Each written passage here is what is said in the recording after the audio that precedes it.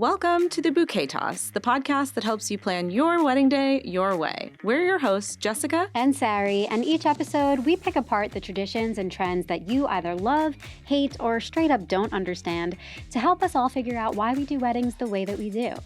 The Bouquet Toss is part of the Love Stories TV podcast network. This episode is presented by Taylor Hart. Your love isn't ordinary.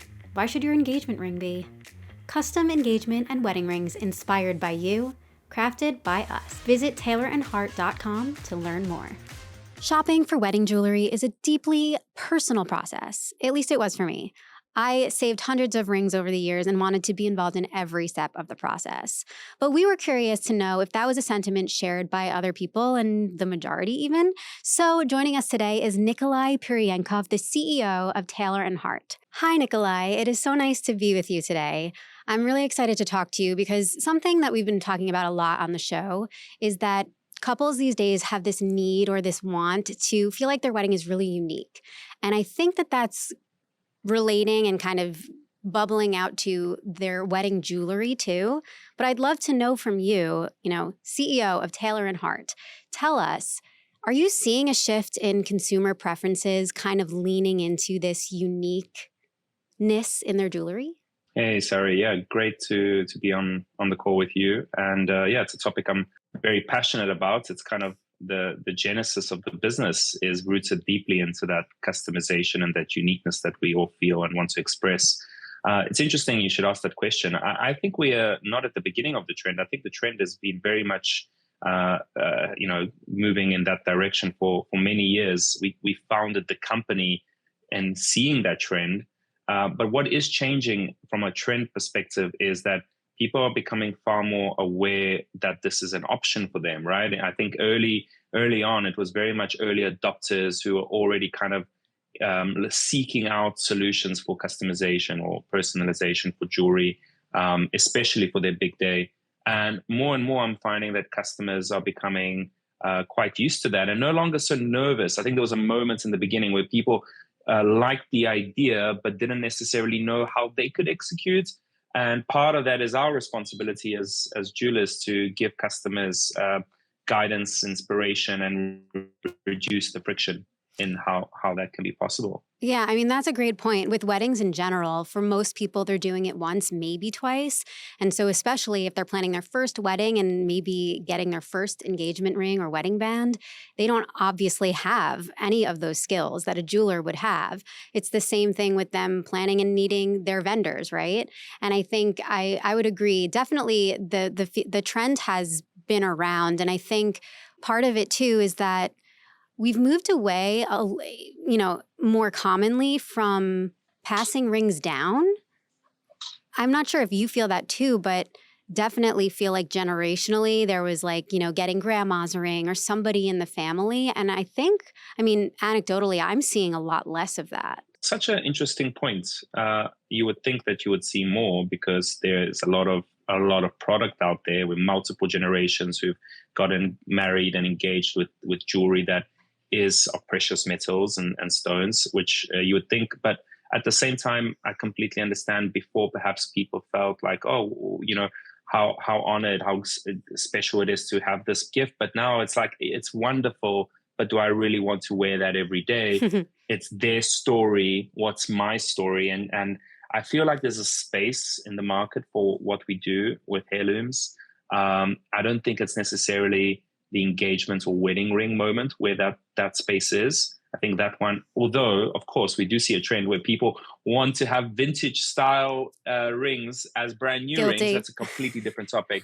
I think that's more about aesthetic and certain styles and that are beautiful and people want to capture. There is a space for pass me down rings, and I just think that it's not necessarily giving customers that full freedom to express themselves the way they want for their wedding or for their engagement. Yeah, there's like a heavy weight related to any wedding jewelry just because you want to wear it every day, right? And it feels like you're making this decision now for the rest of your life, something that's going to be on your hand day in and day out. Sure. So I do think, I totally relate to that. I was definitely in the camp of I want a vintage looking ring, but I want it to be new.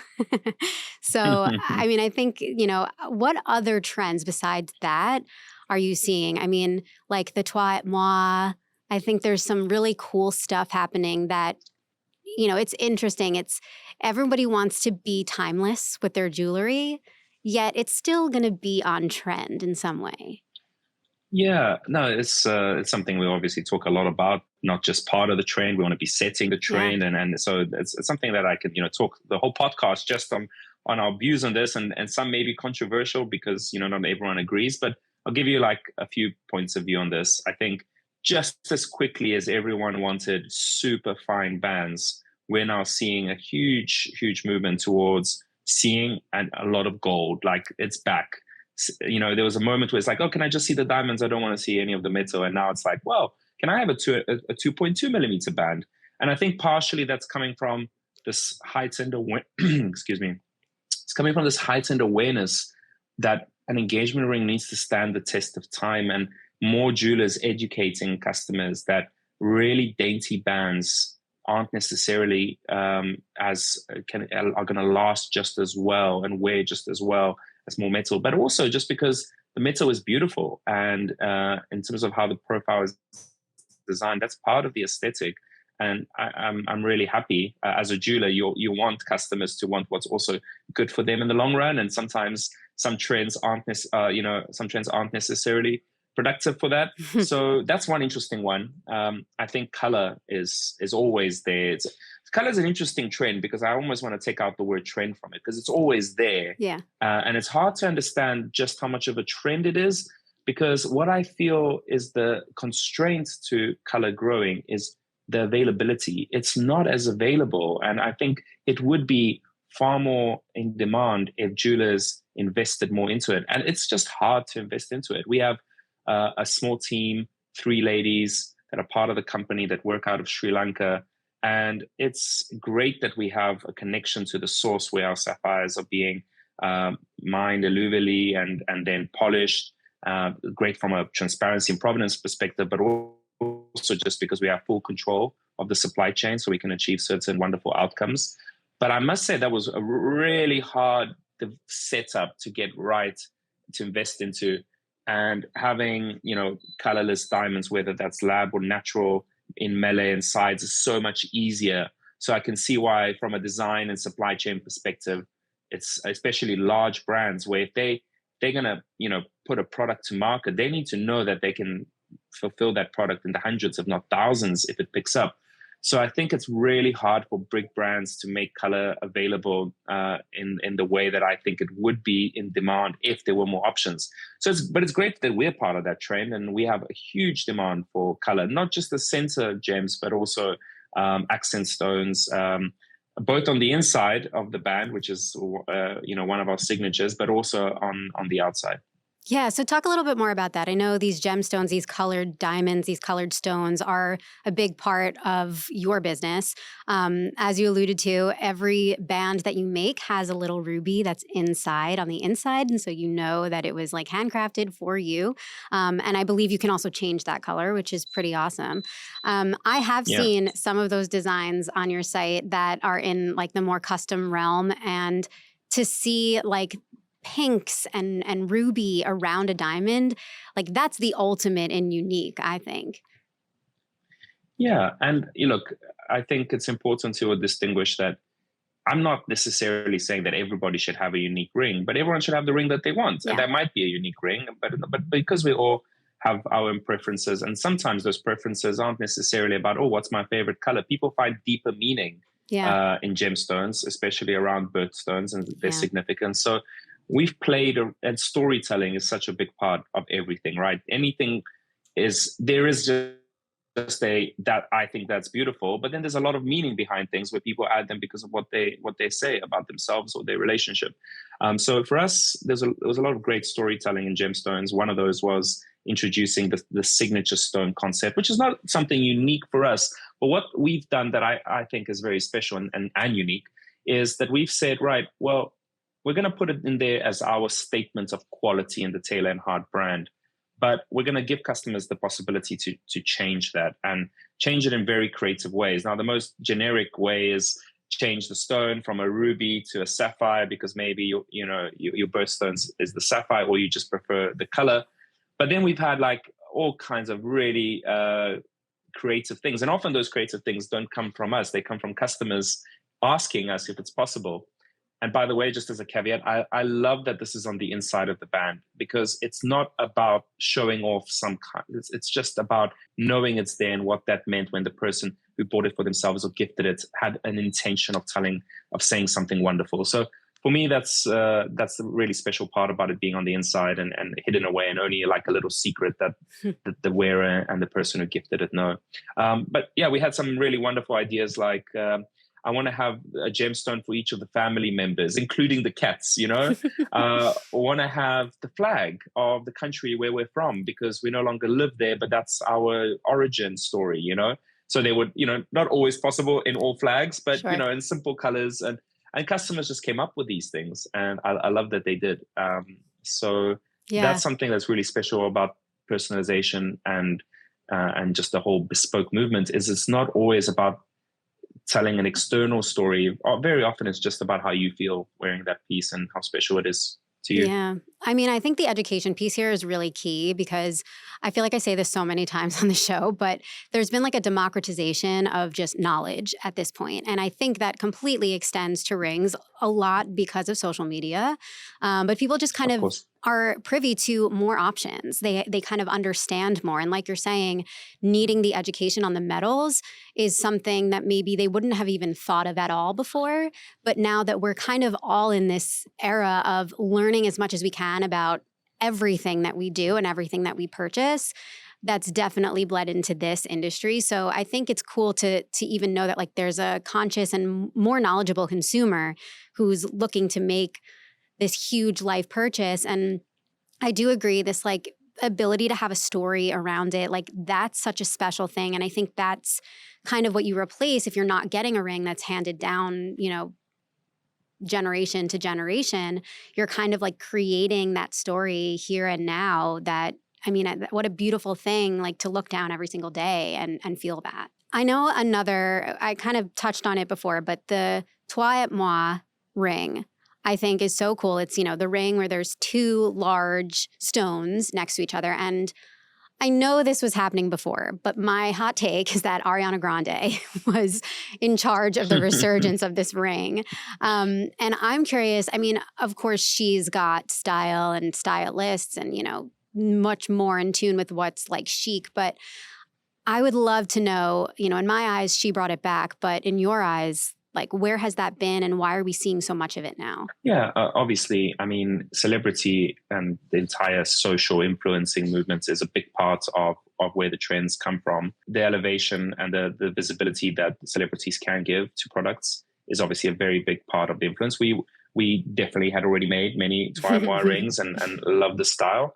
And just as it came, we've seen the demand drop again in recent months. And that's just part of, something that, and it's the same as with metal colors and shapes. I'm loving at the moment that ovals are our bestseller. For the first time since we started the company, round was always there, and how many celebrity rings are with ovals versus round, right? So that's again the trend. I love our approach to celebrity rings. Like we have this little task force team between marketing, design, where as soon as there's not for all celebrities, at the end of the day, we also have to think about which celebrities and which rings. Not all celebrity rings we love, right? As well. But when there is one, and it's especially a nice story and maybe a well-known person, we love the ring. We have this little task force that has to get on doing that design as quickly as possible. And then just to be clear, we replicate it as close as we can to the original design, which obviously is an intellectual property thing, but we do that so we can have commentary for the media. Hey, this is what it looks like. This is how many diamonds it has, not to sell it on. And then we have like our team create a bespoke version, which is an interpretation of that design. So the Toi et Moi interpretation would have been our own version, which is, it has a lot of the themes that we like from that ring. And maybe it's not quite at the hundreds of thousands of dollars price point, but it is still at the higher price point. And then we say, and by the way, we've introduced this collection ring into our design, which is a Toi et Moi, which is highly accessible if you love that feel, but perhaps is, at the price point that most people, if not all people, can afford. And for me, that, use the word democratization, I think that's key to what we're trying to do here. Bespoke has been around before, and even, the traditional jewelers do have access to bespoke, but at very high price points, and for me, it was like, all right, why is that the case? Do those people have more special love stories than me and you? And we love this idea of democratizing this experience, and that three-part story of the celebrity engagement ring and how we interpret it is an example of that, taking you through that journey where we do want the press by covering the exact ring. We do want to give you our interpretation of a bespoke version, and then we do have the most accessible option being that in the collection. So yeah, that's been fun, and we continue to wait patiently for a couple of celebrities that hopefully will get engaged soon. Taylor Swift. Well, yeah, I mean, so I really like getting this like under the lid kind of look at this, because it is, Taylor & Hart is a young brand, and at the helm of it are young people. And I think we're really seeing that in what you're talking about, in kind of like marketing being tied to the entire way the business is run, down to design. And I think that's A, so smart, but B, it's just so representative of the world that we live in. Like, online shopping is now in the DNA of all of the Gen Z and millennials that are going to be in this market for rings.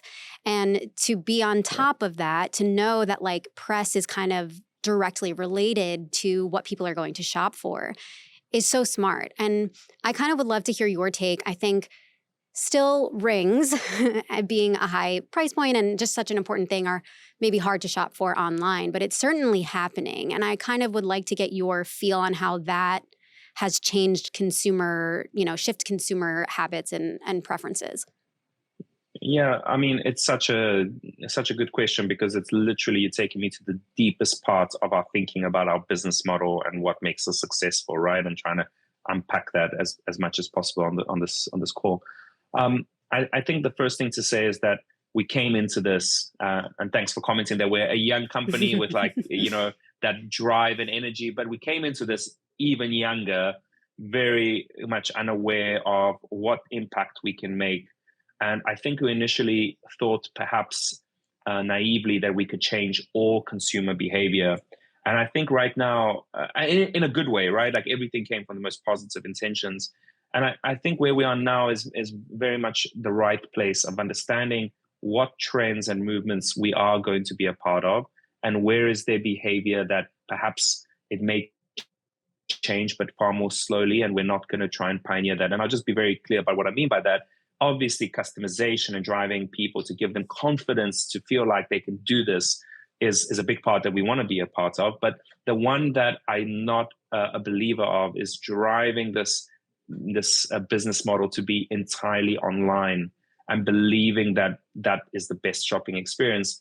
I think maybe, in a few more decades, it could be, when you have generations that are completely comfortable shop, or not just comfortable, they don't even know anything else. But right now, for this product in particular, I'm still seeing that customers really value the touch and feel element, and not even the touch and feel of the product, the touch and feel of sitting with another person who's an expert and having that interaction and getting confident by being handheld in that way.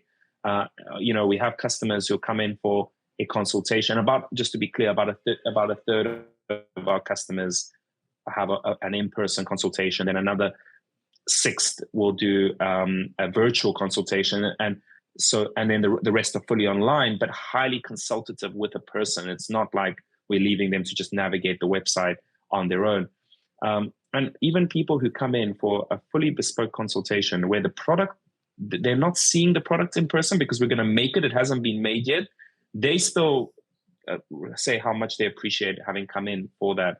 And I think there's just this general feeling that people feel that this is the kind of product, the gravity of the purchase demands that kind of shopping experience, which initially we were like, nah, let's just, go online. Everyone's just going to click, add to cart, buy. And that just wasn't the reality of what we were seeing. And I think now I'm very excited, for example, that and I wouldn't have believed it 10 years ago when we started the company, but we're planning on opening a store, right? Like it's completely the opposite of what we thought we were going to do. But we really believe that that's going to help the brand and help people with the digital experience in an indirect way. I mean, yeah, I completely agree. I think that is the smartest move to make. I was personally in that camp of working in the wedding space, I've been collecting rings online for so long. And, my now husband, but then boyfriend was like, what are you doing? And I was like, it's for work. It's fine. But I definitely needed to feel like I could go somewhere and take all of the online discovery and, learning and preferences that I had made from shopping the, internet, but getting to see it and like be there in person was a completely different experience. And I was one of those people who I was like, I will be there with you shopping. I know exactly what I want. Well, I didn't know exactly. I tried on like 25 rings. But I was like, I really want to be here for this. I think we kind of like are split 50-50 in my generation of like people who really want it to be a complete surprise and they want their spouse to pick it out and not know a thing. And then the others who are like, no, I want to be involved from day one. I'm curious what you have been seeing in terms of are people shopping alone, like one partner coming in and getting for the other, or are people really doing this together? Yeah, I mean, it's such a good point, isn't it? And to make this even more complex, I think it's different in different countries. So I'll give you a UK, US perspective, and obviously a very different one again from some of the kind of Asian couples who shop with us.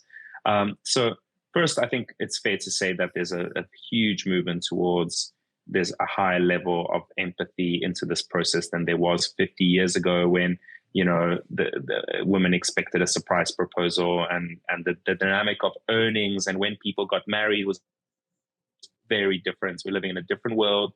People have children before they get married or engaged. They're older when they get engaged. It's a significant purchase. If you have a mortgage and you end up with a $5,000 ring that you don't like, that's really not a good outcome for the family unit. And I think people just have a very empathetic about this, and men in particular often are making the right call to involve their partner, especially because they appreciate that she's going to want or he is going to want to be a part of this journey. But I think there's no right or wrong answer. It just has to do with knowing the relationship and what your partner might love.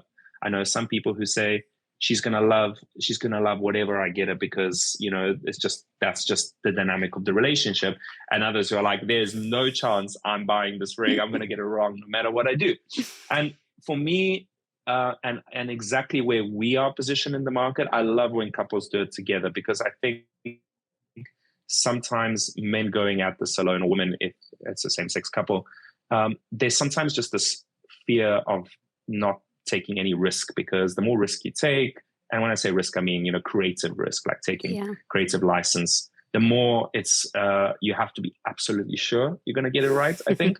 So the trend of more couples doing this together plays in nicely to customization and personalization.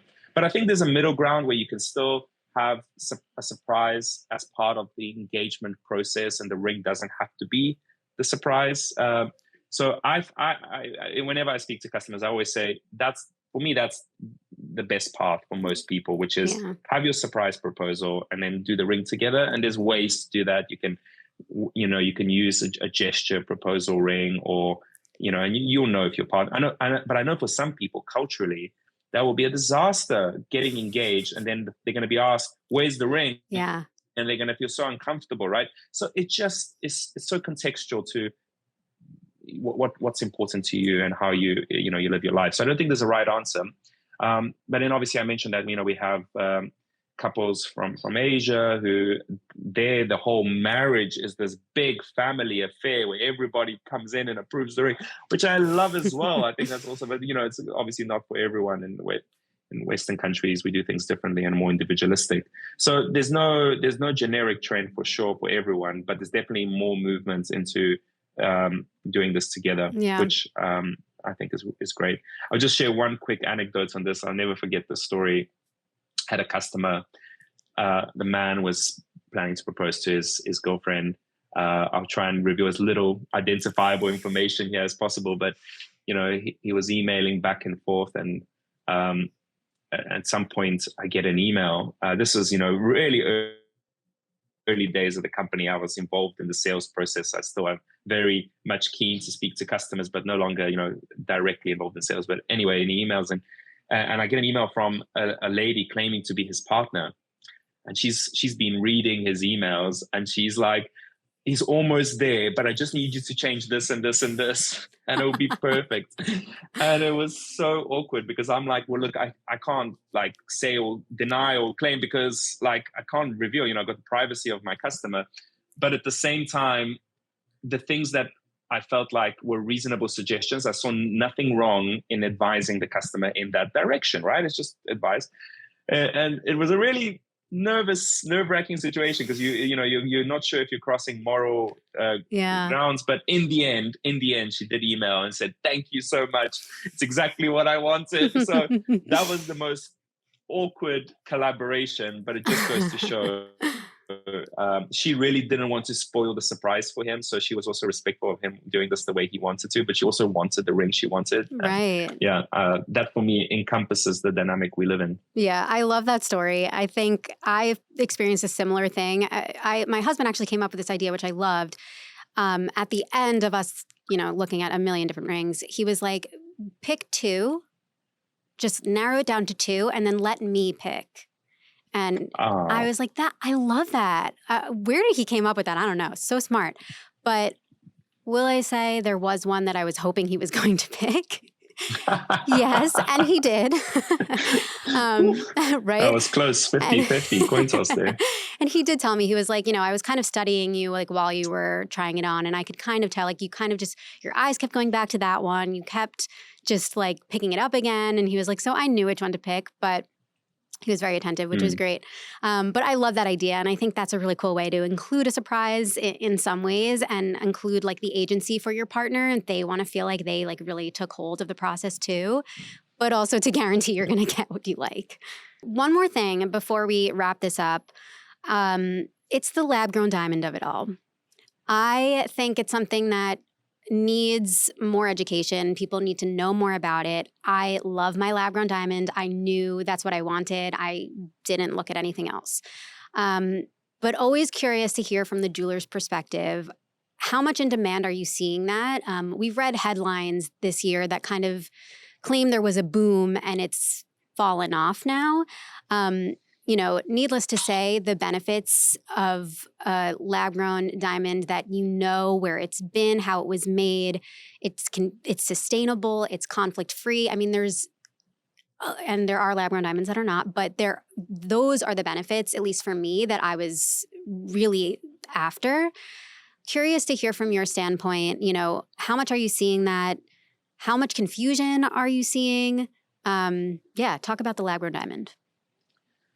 Yeah, I think I'm going to throw you off with the first part of my answer, but stay with me. Okay. I think I speak for a lot of people in the trade. We are so fatigued of this narrative, and I think it's got too much headspace because it's not coming. The headspace that it's taking for jewelers to discuss it is not coming so much from any necessarily problems from a consumer perspective. More choice for consumers is usually a wonderful thing. It's coming from the turbulence it's creating for deeply entrenched businesses in the trade that are obviously, some are taking advantage and some are really under pressure from this turbulence. If that wasn't happening, we would just be talking about a very positive outcome of there being more optionality for people, right? So in the end, I think we're creating so many additional layers of complexity. So I'm going to try and distill it down to a very simple way that we see it. First of all, be wary of anyone who is only selling one of the two, because they'll ultimately have a biased position, in my opinion. Go to any website that only sells lab grown, only natural, and you will see a very strong one-sided narrative. So I think that's something that as a jeweler, as a customer, you should try and get opinions from companies where they probably have nothing to lose in being honest about the options, because what they actually want is the customer to make the right choice and having presented both. So I think ultimately we're going to head in a direction where that is what the new normal becomes, rather than creating camps. And the camps have been formed from lab-grown only companies trying to gain market share by maybe not always being as transparent about the reality of the product. And then you've got the traditional jewelers trying to protect positions because they're holding large amounts of stock, and that stock could lose a lot of value if in the end lab-grown overtook natural. So I understand where they're coming from, but I think it's created like far too much noise. If you distill down the noise, it comes down to this. Lab-grown is never going to be as valuable as something that nature made and is naturally scarce. How much that scarcity is portrayed into value, that is a market dynamic of supply and demand, but lab-grown will never have that scarcity. So for a customer's perspective, you can achieve a beautiful aesthetic, you can have a wonderful looking ring, but don't buy it for that to be your heirloom that one day you want to, have auctioned or passed down. Buy it because it means a lot to you. That's my position. And I think the engagement ring is a great product where that's something that people care about because they're going to wear it every single day, right? When it comes to lab grown, there's also this great possibility of doing things that are just too expensive with natural. I'm so excited about investing into custom cuts, and we have all kinds of shapes inside. Like, it's just really hard for someone to take the expensive natural diamond and take risks with it, right? And creative risks sometimes happen when you are working with a different cost base. So I think there's a space for both. That's why we've gone down the path of offering both. And I hope that there's some kind of normalization in terms of the turbulence of price and cost, that customers ultimately aren't so put under pressure to decide what's right and wrong with mixed messages. So that's what's important. To me, it's important that we start having a standard message in the market where everybody says the right things, the truth. And I think that's going to be key to not confusing customers. And I think we're heading in that direction already. For us, we didn't lead with the diamond. We lead with the design and the story. So for us, it's never going to be about trying to push a diamond or a gemstone. It's always about listening first, understanding the story, and based on the budget, the story, we can make a relevant recommendation. And that may be natural, that may be lab grown. But I ultimately want to feel like customers will come back in 10 years' time and buy additional jewelry products. And if we've betrayed their trust by not telling them something that's true and being transparent, then we won't have that lifetime journey with them. So I think at the core of our values, it's about making sure customers are educated about both products. And I do think there's space for both in the market. Thank you for such a transparent and just smart answer. I mean, that makes so much sense. And I think there's a real sense of relief that I think everybody should feel in knowing that there are jewelers out there like you who are taking that stance. And you're right. I mean, I think the clearer anybody can be, the more transparent, that's ultimately going to be better for every party involved. I love the idea of somebody coming back, years after and either maybe adding to like their ring stack or getting a necklace or a bracelet or something and continuing that story, right? Continuing that with you. So, I mean, I think the moral of the story here is that jewelry is and will always be such a personal and artistic thing for people. It's a way to communicate about you, and when it's quality, it's built to last. And I think there's just something so beautiful about that. So thank you so much, Nikolay. This was such a wonderful conversation. It was so lovely to speak to you across the pond, and hopefully we'll talk again soon. Thank you, Sari. All the best. This episode is presented by Taylor Hart. Your love isn't ordinary. Why should your engagement ring be? Custom engagement and wedding rings inspired by you, crafted by us. Visit taylorandhart.com to learn more. And today, we're talking about wedding accessories. So fun. So fun. Frost yourself, ladies. Little how to lose a guy in 10 days.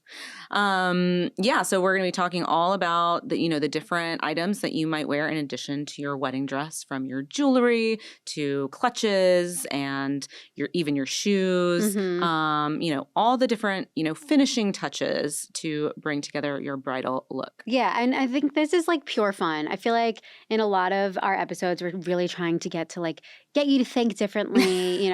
This we're just truly like, there's a lot of options we want to talk about. Yeah, and maybe even some tips on like picking things out.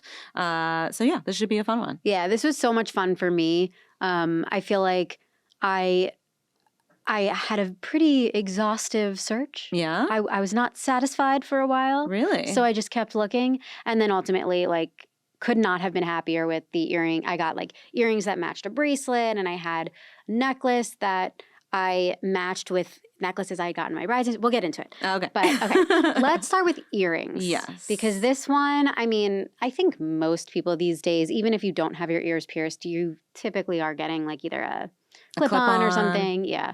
But I think just don't underestimate what an earring can do for like accentuating a neckline of a gown, or even just like making your hairstyle pop. Right.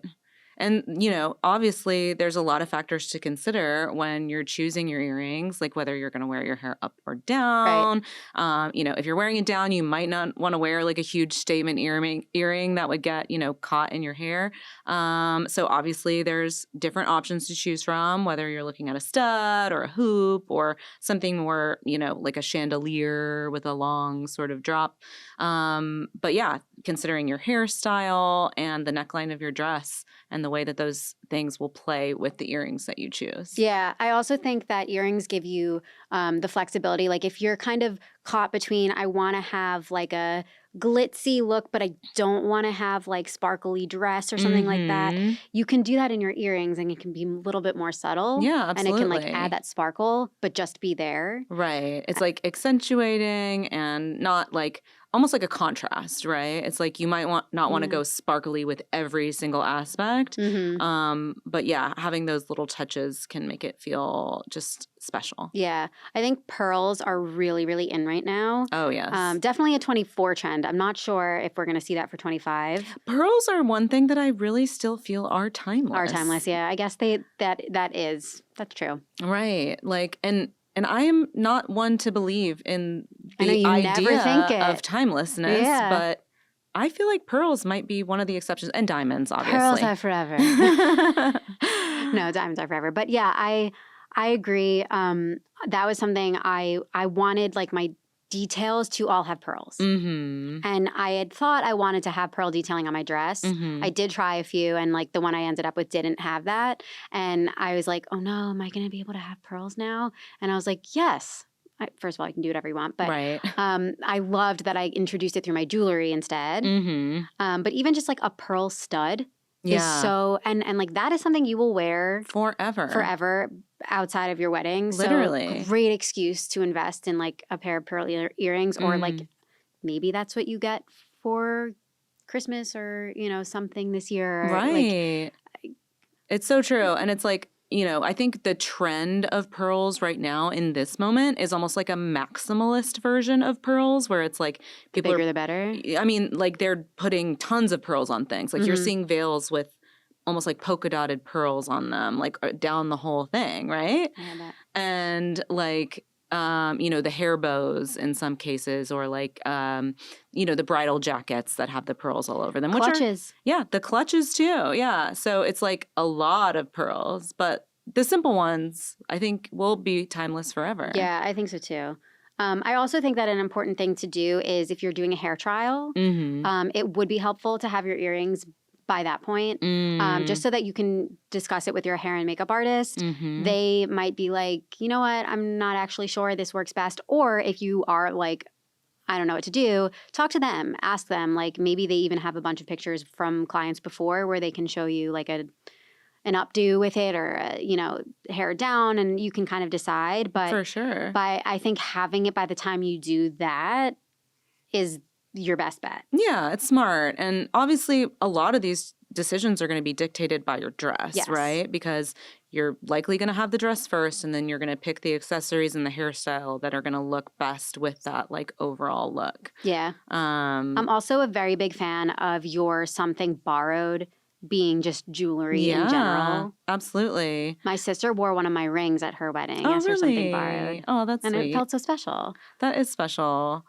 Yeah, I hear that a lot of like, you know, brides wearing bracelets or necklaces or things that are, you know, being lent from a family member, like a sort of heirloom style, something borrowed, which adds that meaningful detail as well as the fashionable detail. Yeah. So I think that I love that. And if it's an earring, it's a little bit harder to put together. But I think a bracelet Mm-hmm. is something that maybe is a little bit easier to match to more things. Yeah, let's talk about bracelets. Great. I guess there's like two options. You can have like a big statement bracelet. Mm-hmm. I guess, well, there's probably big, medium, small. Or you can have that like really delicate, like, pearls by the yard or diamonds by the yard, just like a really nice. I ended up getting that for my bridesmaids. I got them a matching necklace and bracelet that were pearls by the yard. But I gifted it to them at my bridal bachelorette party, and so that they could all wear it on the day of the wedding. And then I got myself one, Nice. so that I could also, like, we would all kind of like have this little matching thing. Cute. But I wore that on one side, and then on the other side, I had this like bigger, detailed bracelet that directly matched my earrings. Right. And I was obsessed, and I want to wear them all the time, but it's very hard to have another thing to wear those specific bracelet and earrings for. For a second, I was going to be like, on your other arm was your Apple Watch. Absolutely not. Never. Not at your wedding. I'll take it off As you now. wear it right now. Don't look. No, but please don't wear that at your wedding. I That is not a know. bracelet. It's not. Oh my gosh. And you don't need to count your steps on the day of your wedding. Nobody cares. No, that's so funny. Yeah, I also think that something that people, let's get into this. Mixing metals. Right. What is your take? I mean, personally, I'm a all one, I'm a matching I am girl. I have to say. But I feel like I was given a bit of a complex even in like my middle school, high school Ooh, years tell me more. about like, for me, it wasn't actually metals, but it was mixing black and brown. One of the popular girls at school was like, you can't wear black and brown together. Or navy and brown. Right. And like, I internalized that and I kind of applied that to the metal thing too. And so I only wear gold now. I have a more warm skin tone. It's what I feel like works best for me. And yeah, like I kind of stick by that personally, but Okay, I think our millennial is a little bit showing. it probably is. I think that it is very trendy now to mix metals. Really? Mm-hmm. Oh, well, I am not trendy in the slightest with my side part, my ankle socks, and you'll have to. And you're proud of it. You'll have to pry my skinny jeans out of my cold dead hands.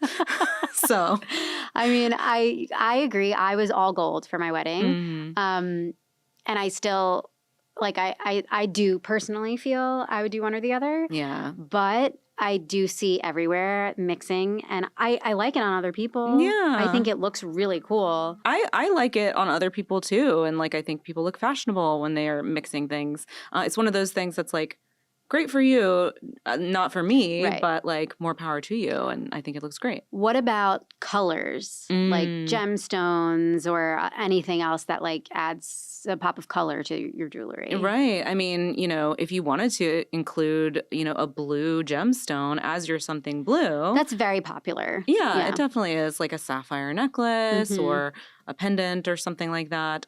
Maybe your earrings. Or I've seen brides even do it like as a bouquet pin. Yeah. With some sort of like sapphire brooch or a blue stone. So those are interesting ways to like incorporate color, but I don't often see a lot. I want to see more of it. Yeah, I think it'd be interesting, right? Just a little something different. Yeah. So what about you? Have you noticed anything in events that you've seen or gone to? Anecdotally, like personal experience, no, I want to see more of it. Friends, be more colorful. I do have a friend whose engagement ring is green. Oh. And I'm like, she is the coolest person ever. But I think we're going to, like, that would be my prediction, is that we're going to see more of that. What I am seeing a lot of is colors on veils. So like embroidered flowers or things like that. Even a totally different color. Like I've seen pink. Yeah. Because also, like, that comes off. So it's a very cool way to be like, here's the edgy, different type of non-traditional thing, accessory. Totally. And you can wear it for just a little bit, but, like, you're going to inevitably take it off anyway. So you don't have to, like, So fully true. commit to, I really like that. I like that too. We're going to get more into veils in a minute. Yes. But should we talk about other jewelry like rings or necklaces? Yeah, so I want to talk about rings first. I was very conflicted about wearing any other rings but my engagement ring and wedding band on the wedding day. Okay. Like I said earlier, my sister wore one of mine for hers, but she just in general, like in her everyday, she wears a bunch on one hand and a bunch on the other. Yeah, I'm a ring girly. Right. So I guess you would opt for maybe both, but I had this weird like, I don't know, maybe I just didn't want to take any attention away from it, but I didn't want to wear other Give rings. it its moment. Yeah. But I think other people, I think that's probably a pretty common thing nowadays. I think a lot of people are into multiple rings, 7 rings.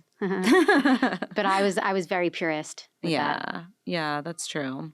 It's nice to, incorporate that as something borrowed or maybe something new, Or get your something jewelry. Old. Yeah. Yeah, something old is also jewelry is a great option for any of the something old, new, borrowed blue. Borrowed blue. Yeah, it's typical. I would say that's mostly what people do for it is jewelry. Mm-hmm. But I like it. I think also you can. Yeah, are we picking that up? It's very hard to tell with the headphones on. Okay. What passes through. Just We'll just wait a better to second. pause for a second, I think.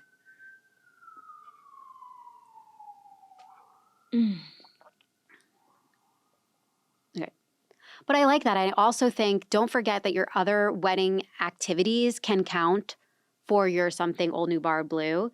So that's like what I had felt. I was like, well, at my shower, I wore a white and blue dress. And I did end up like freaking I love that out. dress. Thank you. I did end up, which I also wore for my engagement photos. Yes. So I got more use. I did end up having like this little mini freak out right before. And I was like, oh no, I don't have something blue for the day of. And my sister actually had purchased a brooch for her bouquet that was blue. Oh, nice. For her wedding. So it was borrowed in blue for me. Perfect. But I did initially set out to have like a different thing at each. So like I had a borrowed at my shower. I don't know. I had, and then like, oh, no. Borrowed was something old at my rehearsal dinner because it was my mom's wedding dress that I made into a into an outfit. So initially I was like, no, I'm just going to spread it out over them. And then I did have this like moment right before, I don't know, maybe it was superstition, but I ended up wanting it for both. But that was another way that I was able to get more of the jewelry looks that I wanted because I was very torn. I wanted a pearl drop earring at one point. I ended up actually finding them at Anthropologie on sale. And so I was like, well, I'm just going to get them and we'll figure it out from there. Turned out it was better for my rehearsal dinner than it was with my actual wedding dress. And, same thing with the necklace. Like I couldn't wear a necklace for my rehearsal dinner because I had like a full, what did you call it? Like a mock turtle. Yeah. Oh, the bolero sort of thing. Yeah, type of bolero, but it was a mock, And so I ended up doing a necklace on wedding day, and I wasn't even sure I needed one. But speaking of necklace, do you know the trick? No. To keep it in place? No, tell me. So the way to keep your necklace or your bracelet on wedding day from like turning, moving, anything, you use eyelash glue. Oh. And you just stick it like right on like one little spot on either your neck or your hand, and then you put the jewelry on it. Okay. It'll stay the entire night. Wow. I'm going to have to test that out. I was like furiously looking for my eyelash glue the day of, and I was like asking maybe like one of my bridesmaids, and she was like, why do you need it? Like, your makeup is done. Yeah. And I was like, it's for my jewelry. It's a trick. And then I got like half of the girls to also do it and try it out. Oh, and did they say it worked? Yeah. Well, some of them didn't do it maybe correctly. So some of them it didn't work. Okay. But for me, it stayed the entire time. Hey, it's worth trying. Yeah. And then you don't have to worry about the clasps like rotating and being in your photos. That's the most annoying thing. Literally. Yeah. Literally. It's such a good trick. Well, and I think it's important for everyone to know, like, you don't have to have an accessory for every piece of your body, too. Like, yeah, sometimes that looks worse. Right. It's like sometimes less is more. If you're going for like a minimalist, chic look, maybe you just want earrings, no necklace, maybe a bracelet, or, mix and match. Pick your poison, I guess. I mean, I think that also goes for the veil. Let's get into the veil. Okay, let's do it. So this is one, I think there's a lot of different opinions out there. Some people feel like it's not a bridal look without a veil. And some people feel like it's truly just an add-on. It's if you want it, great. If you don't, some people are like, wear it for 5 minutes at your ceremony, but get rid of it after. Yeah. There are so many different thoughts on it. I would say regardless of what you go into your wedding shopping thinking about, you should try it on. Yeah. Like, you might be like, oh my God, I hate them. I don't think that's me at all. But you should at least try it and try every size. Try a cathedral, try a fingertip, try a really short one. Just like get a feel for what it looks like. Yeah. This is also something that most people wear for maybe an hour, probably less. Right. So borrow someone's veil. Yeah. Or the hottest take I have, I feel like, is just like don't spend a lot of money on a veil, period. Because you don't they can have to. be so expensive. You can literally buy the tool at the craft store for like $10. I know, you can make it yourself. You absolutely can make it yourself. Yeah. But I think it's super special if you can, borrow it from a friend Absolutely. or borrow it from a relative or even somebody you don't know on one of these like exchange marketplaces. It's such a small detail that really actually can make a big difference. It can make you, I don't know, it's like when you're doing a show and you like put on your costume, you like get into character. I feel a little bit like that with a veil on your wedding day. In your bride costume. Yeah. So, but like if you it's definitely not something you need to spend hundreds of dollars on. Yeah. Especially if you don't plan to wear it for that long. Absolutely. And they can be up to thousands, which is just Truly. totally insane, especially if you're literally only wearing it for an hour. I know. But yeah, so there's a lot of different sort of like lengths to consider. Like you mentioned, like bird cage is sort of that netting that like covers like a little bit of half of your face. Very it feels, 20s. Yeah, it feels very vintage. Then the fingertip length, like you mentioned, the cathedral, which is the one that goes like so long. Trails behind you. Feels like typically for a very traditional church style wedding. Like I agree. I don't know that I've seen a lot of brides wear cathedral veils outside of that context. I would agree. Yeah. It's also a little bit not practical. Yeah. No, but it's absolutely impractical. Let's be honest. So in some cases you might want to be considering, your venue in the choice that you're making for your veil too. It's so true. Yeah. I'm curious though, do people actually put it in front of their face and like do the dramatic reveal anymore? It doesn't seem to be a thing. I literally have not seen it in a single wedding I have personally attended in person. Ever. No. Right. It's in movies. Yeah. I've never seen it in person. I mean, same thing with like the traditional vows where people actually say, I do. Like that's not always in every wedding vow script. No, but it should be. It's in the movies. Right? I said it. We said I do. Yeah. Yeah. I think it's not always. It's not always. Yeah. But yeah, I think that the veil thing does go back to like a kind of weird tradition. And it's like they revealed the bride. Well, in like an arranged marriage, you might know. You've never seen them before. Right. Right. So like this was like the time where you first see them, which I think Married at First Sight, that like reality show, oh my do God, they still do that? I don't know. I feel like I only watched like part of one season. I couldn't get through it, to be honest. Yeah, I've never even tried because that doesn't make any sense to me. I don't know how you get married at first sight. I don't know how you get married without living together for like at least a year, seeing each other in every season and every month. Yeah, but seeing that's how you another travel story. together, how Traveling, you yeah, oh my manage God. stress together. Yeah, so first sight, confusing, but hey. I mean, hey, Roxy, we had her on. I know. They got married after 3 weeks and they're happily married. Very true. Years later. But yeah, I think that is not a thing maybe that people really do anymore. Yeah. It's more just like it's there because it makes you feel like a bride. It's so true. Of course, there's also like the veils that have, like the lace edges or like the super ornate Very veils. pretty. Definitely recommend trying to find that on a secondhand resale site or borrowing because those are the ones that cost a pretty penny. Yes, but they really can make like an elevated look. Mm-hmm. It can be very special, but I agree it's not worth buying new. No, absolutely. And like that's wasteful too. You're literally never going to use it. Like what can you even make out of a veil after? Curtains? Maybe. Good question. Right? I wouldn't know. I didn't wear one. There you go. Did you have any qualms about it? Did you like? Well, I did have the little birdcage thing. Oh, cute. Yeah, but I don't think I wore it for the whole time. So right. Yeah, but when I tried it on, I don't know how else to say it other than that I feel like a cupcake. Fair. And I was like, this just doesn't feel like me. Yeah. There you go. Okay. Yeah. Yeah. Sometimes you got to go with your gut on those things. Go with your gut, and also like, show people like try on a few different options. You know, if you are getting your dress at a typical place, the bridal attendant will definitely have opinions. If you're not, if you're kind of going solo, I think just getting some pictures of you in different options and like sitting on it, like sleep on it, think about it. Because also though, like if you don't end up ordering one or getting one or buying one, that is something that very last minute you could go on like a local group and be like, does anybody have this? And probably find it pretty quickly. Right. Yeah, it's so true.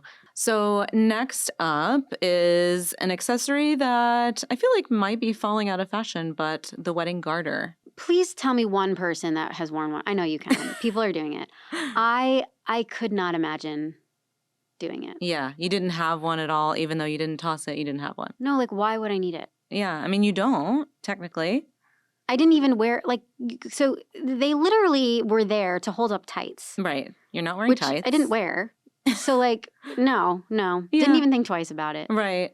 It's just one of those traditional things, obviously, that has been done for so long. You might feel like you need it.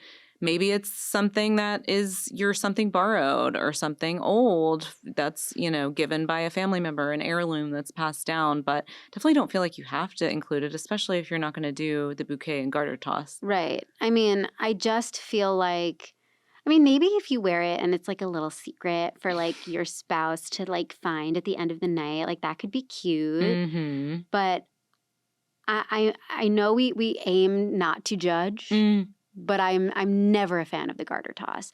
I just don't feel like it's necessary for somebody to like lift up your dress and like dig in there to find this and like put like it's your parents and your friends and like your grandparents and their friends and I don't see it. You don't like seeing the groom grab it with his teeth? Oh, no, I don't like it. Save it for behind closed doors, guys. Right. Do it on your honeymoon. I don't know. Oh, right. But, there's something nice about, like, that traditional keepsake aspect of it. You can get them, like, monogrammed or something like that. Maybe it's, like, a nice gift that somebody gives you and you wear it, but don't make it for public consumption or display. Yeah. Okay, that's fair. But, yeah, for your partner to discover on the wedding night. Are there, like, different...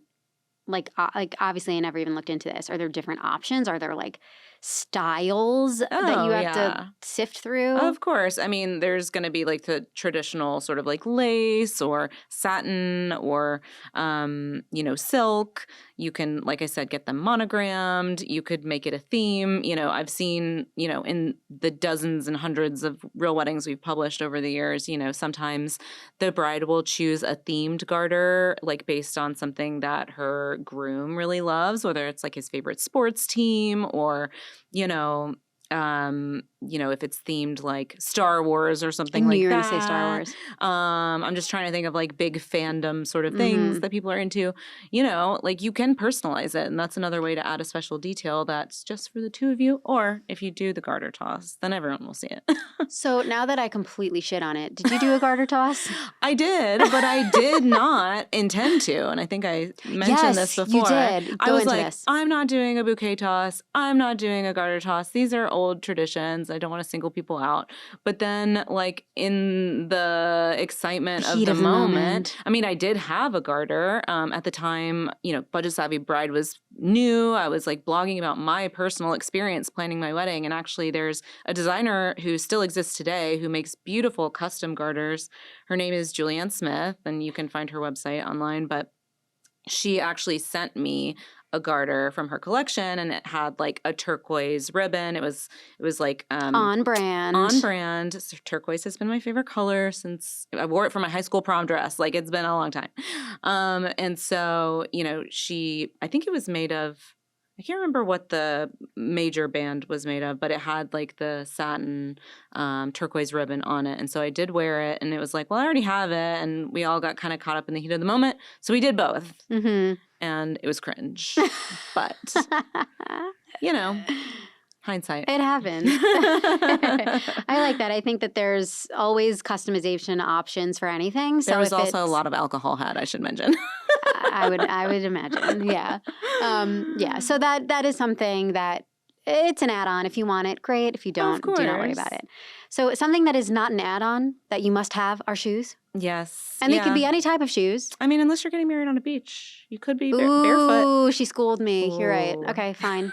You don't. But if you're not on a beach. More likely than not, you will be wearing footwear. More likely than not. And this is something I'm passionate about. Okay. Yeah, I mean, your shoes were amazing. Thank you. Both pairs. So, right? So first of all, I'm so glad we're in a time where comfort over style is just accepted everywhere, Yes. right? We are so lucky that like the white sneaker is a fashion staple. Mm-hmm. And so nobody should feel weird about it. Go for it, get it. But I also think it's nice to change into them. Mm-hmm. If you want to go for the look of having like a nice heel or something like that, or a flat even, just like a nice shoe, but then change into something more comfortable after. Mm-hmm. But I do also think there are plenty of people that are going for a more updated look and they are just wearing a sneaker the whole time. And I love that too. Yeah. You want to be comfortable. That is the most important thing. Yes. Truly out of the whole day. Mhm. Now, if you are thinking that you really need like a nicer shoe for pictures, you don't want anything to like look off, Mm-hmm.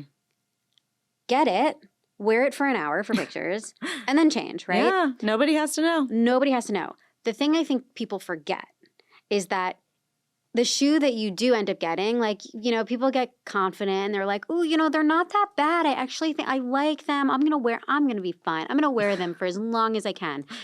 And you forget, if you're doing a first look and you're taking pictures all day before your wedding, you've been in these shoes for like Hours. 6 hours. Like, you haven't even gotten to your ceremony and your feet are on fire. Right. So what I say is that you must have a pair of shoes that has the same heel, the same height as your nice shoes that you can wear all day, Mm-hmm. and then change into your shoes for your ceremony. Maybe you last a couple hours into your reception and then change back. Yeah. But you can't forget that they have to be the same height. Yeah, that's So such many an people, important tip. Right? So many people forget and they're like, well, I only have sneakers. I'm going to be dragging my dress around. I can't change yet. Yep. And then, but this is a hard thing to do. It can. Let's be real. When you're keeping comfort in mind with the height. With the height. So for me, like, I wanted the highest heel I could possibly find, like 4 inches, we're talking. Yes. My husband would say I was lying to the people. But I was like, you're so high. Like, I need to be as close to you as I can. We got to close the gap as much as possible. Yes. He's more than a foot taller than me.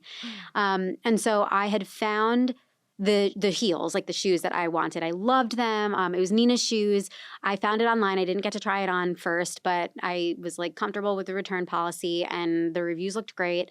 And they were truly just like a simple satin, but they were a block heel, which tends to be more comfortable than just a stiletto. Yeah, just more stable It's to stable, walk in. yes. Especially, you don't think about it, but if you're going to be outside at all, you're going to sink right into the ground if you've got one of those stiletto heels, which again can be beautiful, but like just not practical in a lot of ways.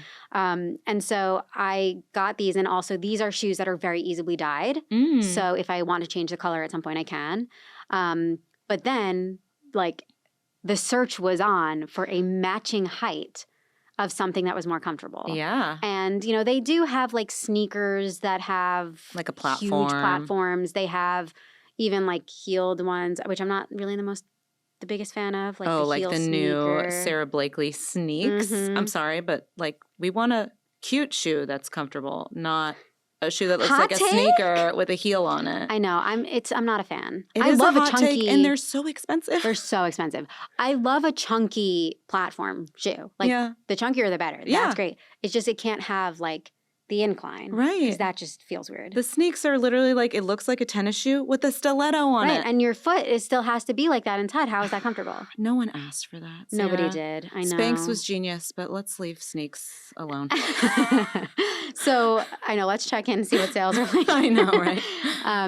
But yeah, so I knew I didn't want that. And I did find on Etsy like a ton of platform shoes that people would then like bedazzle or put like pearls on, or, and they were pretty nice.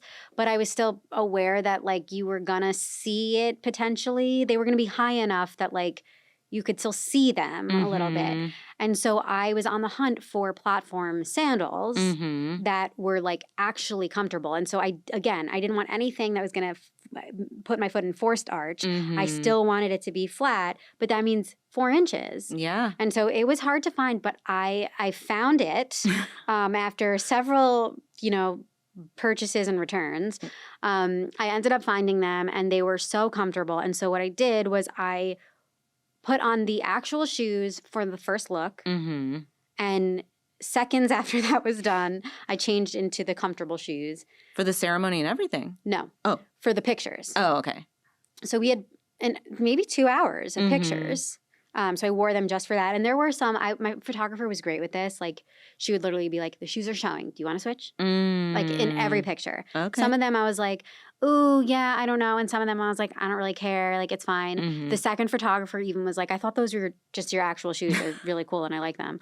And then for the ceremony, I changed back into it. Wore them for, actually, I did wear my actual heels through Cocktail hour, I think. more than that. Yeah? Through cocktail hour, through maybe the first 2 hours of the party. Yeah, like the first dance and those sort of Everything. key moments. Yep. Yeah. And then I changed into the platforms for the rest of the night. Mm-hmm. And I couldn't be happier with the fact that I pulled off getting the same height with comfort. Yeah. And I just, like, that's what you got to keep in mind. What were the comfortable ones made of? Like, were they... Like foam. Yeah, that's what I thought. Because they were super lightweight, too, Yeah. which makes them even more comfortable. Yeah. Because you're not like... What brand were they? Ooh, I don't know. I got them on Amazon, though. Oh, okay. I'll have to follow up with that. It's like a croc, but make it cute. Yeah. Oh my God. That is such a big trend right now. Yeah. The heeled Crocs. Yeah. People are wearing them at their wedding. Really? Uh-huh. Okay. So, like, changing into it. I mean, I still have not even tried on a pair of Crocs, but Ever. everybody swears. Literally ever. Yeah, never. I know. One of my best friends did it at her wedding. She Yeah. changed into them. But it is a big trend now that they actually sell. Like, have you seen the new ones that I'm like not sure if I have. they like actually look like a I'm too hung up loafer on the with a heel? sneaks. I know. They like look like a shoe. I mean, they look like Crocs, but that is a big trend that people are doing. Wow. Mhm. Something to consider, especially if you're looking for comfort. Yeah. I don't know anybody like who's actually done this, but now they actually make so many pairs of shoes that are convertible in themselves. Mm. Like you literally can take the heel off and Oh it's my a flat. gosh, yes. Yeah. These are genius. Genius. I've seen them. I follow them on TikTok, the founder and the Uh-huh. brand. They're called Passion. I mean, there's a lot of different brands at this point, but maybe they're the OG. This one is like, they have a whole bridal line too. There They you have go. tons of different colors. Literally, it's a convertible shoe where you can wear it as a flat and then you can buy different heels and like twist them on. Yep. You in can a get a snap block on the go. heel. Yeah. You can get a clear one. You can get a stiletto. You can get like a small one. You can get a big, like, Genius. it is. I think we are going to see a lot more of people opting for that as they get more and more popular. Yeah. Because then it's also like you don't have to keep picking out another style. Yeah. But you can only do that if your dress is not dragging on the floor. Yeah, it's true. You can't change your heel height. And the great thing is an option like that gives you more flexibility to wear them again after the wedding too. Like all the time. Because Literally. it's like 7 different shoes. Yeah, Yeah, so smart. That's the best bang for your buck for sure. I love that. Okay, so let's talk about so next up is the clutch, Mhm. bridal clutch. Oh my God, my stomach. Sorry. So next up, we got to talk about your bridal bag, a clutch Mhm. of some sort. And you might not even carry this all night, but it's nice to have on hand for Yeah. those like must need things for like beauty touch-ups, emergency kit items if needed. Mhm. Lipstick. And yeah, lipstick for touch-ups, powder your nose, blotting papers, whatever the case might be. Having a cute little bag to carry around on the big day is also a good thing to accessorize. Yes, you helped me get a beautiful pearl clutch from Azazi. Yes. I love it. I got so many compliments on it. I did use it for my rehearsal dinner as well because Oh, I was like, good. I need more use out of this. I ended up, though, on the day of just giving everything I needed to my sister, the clutch included. Like, she just Mhm. was in charge held of it. on to it. Yeah. But now I'm just constantly looking for another excuse to, like, use it. Yeah. Because I don't feel like I can bring it to another person's wedding. Depending on the dress, you could probably wear it with, Yeah. depending on the color, I know. the vibe. You get nervous. You like can't I mean, do anything as long as white. you're not wearing a white dress, Right. I think a white clutch is totally fine. Yeah, it is so cute. It just like it helps. It's we talk about the main character era thing. It like puts you in that mode, right? It's like it's not maybe not necessary. I also think this is the perfect thing to borrow. Yeah, Like absolutely. you do not need to spend money on something like this, but borrow it, get something cool, thrift it. Yeah. Find some vintage, cool, yeah. Yeah, another great thing to find on an app like Poshmark or something like that too. And this could also be the pop of color that you have. So Because true. it's like you can have it on you and you cannot. So if you want to do something a little more bold, maybe you already have one that's, a color. It doesn't have to be matchy-matchy to your dress. No, it definitely doesn't. Yeah. And, this is something you could also rent. I'm pretty sure that Rent the Runway has Good point. clutches. And, actually same thing for some of these jewelry items too. There are rental jewelry companies. That is a good thing to point out. That you Yes. can get items for rent that, you're not likely to wear again, especially if they are more statement pieces. Yep. Or, pricey And items. that's like fun Yeah. to get to just like have it for a bit. Like I feel like that's like the Princess Diaries, like dream come true. Like when she opens up her, in Princess Diaries too, she like opens up her closet and she's like, I have a mall. And she like looks through all of like 10 drawers of jewelry and she can just like borrow like the crown jewels. Yes. It's like you can do that. on your Yeah, day. literally. Just you get to borrow feel it. like a celebrity on your big day by Yeah. renting like designer pieces you would never buy yourself Right. and getting to wear them. Yeah. I think that like this is just such a fun part of it. I feel like this is like don't deny yourself the chance to just shop around for the accessories and like mix and match or talk to people, see like if they have something you can borrow or I don't know. It's just like it's such a low stress part of the process that is Yes. like so fun. So I think just encouraging people to look at the accessories. Accessorize. What is that Accessorize Tyra Banks yourself. thing with the accessories? Oh, I don't know. I don't know. We'll have to find it. But before we go, should we keep it or toss it? Yeah, absolutely. Okay. Keep it or toss it. Converse wedding shoes. As the main event, I'm saying toss. Toss it. Yeah. I think we've seen some cute ones. Yeah. But I'm past the Converse wedding shoe. Yeah, I would agree. I think there's more creative options and actually more comfortable options too. Yeah, they're not even that comfortable. They don't have a lot of support in my experience. So that Yeah. would be my biggest argument. It's like you want to be comfortable because it's a long day. Yeah.